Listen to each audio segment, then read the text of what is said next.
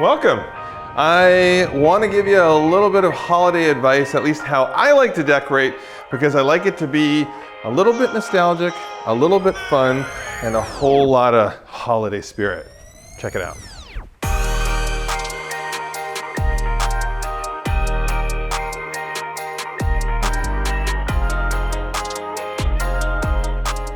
There are lots of different rules when decorating for the holidays, but of course, as we know, rules are meant to be broken, so it really depends on your comfort level.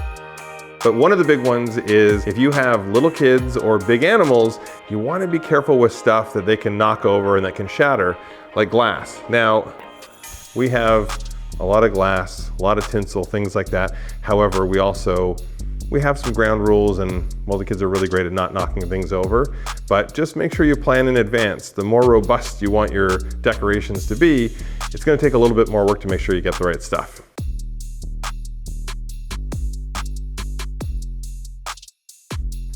We reuse most of our Christmas decorations from year to year, and sometimes we'll introduce something new, like our cute little gingerbread people, so we have them scattered throughout.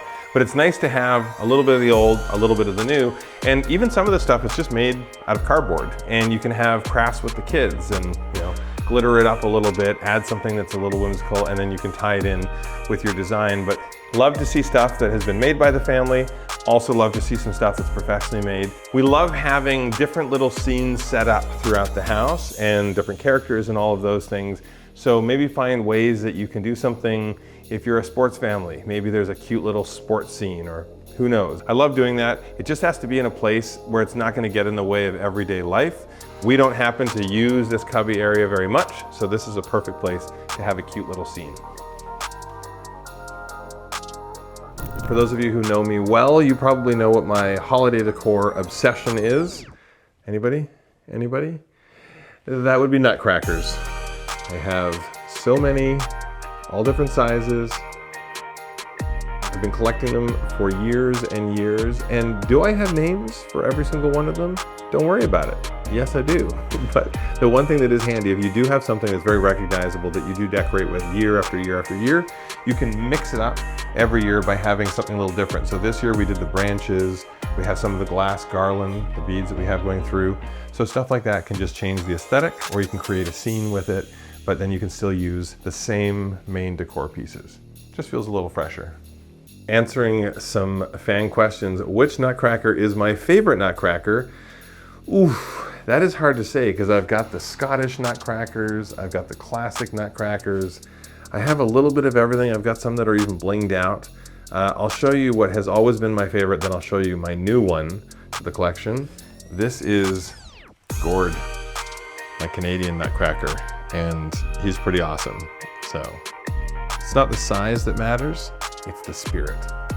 This is my newest addition to the collection. Compliments of our friends at Glitterville, Stephen and Brian. We love this. It is all handmade. Every single little rhinestone put on there. This is like the crown jewel of Nutcrackers, and let me show you where I keep them. This is where this Nutcracker's living, because the biggest Nutcracker needs to go by the biggest tree. I love this tree. So does Zoe. This is our favorite space. We've got the height in here, so it's nice and tall. As realistic as this tree looks, it's actually artificial, which I like, because then we're not chopping down a new tree every year.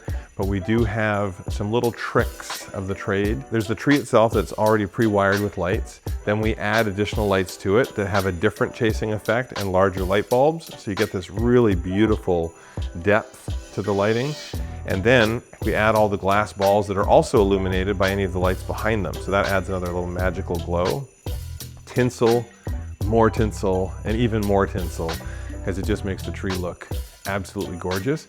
One little trick too is we get extra branches, artificial branches, and we just tuck them in random places, and when they stick out a little bit, it just makes it look even more like a real tree. This way we don't have to deal with branches dying, needles falling, and of course, you're saving a tree. We've used this one for several years now. How long do I have to hold this dude up for? Santa's had some extra cookies. When you walk around your place, try and find like little interesting areas that you can put a little extra decor. So I love on top of bookshelves, something like that, a little ledge is perfect. You can do a little bit of anything. Also, little scenes on window benches, really nice. Just take the cushion off. You've got a nice surface for all of that. And anything, again, that you can collapse, anything that you can put away into each other, it just makes it so much easier to store from year to year. I love something as simple as stacked presents. This is so easy. And at the end of the day, when we're ready to put things away, it is literally as easy as one into the other, into the other, into the other, into the other, and that's all it is to store year round. But when you're using it as decor, it's like 5 feet tall, so it's pretty great.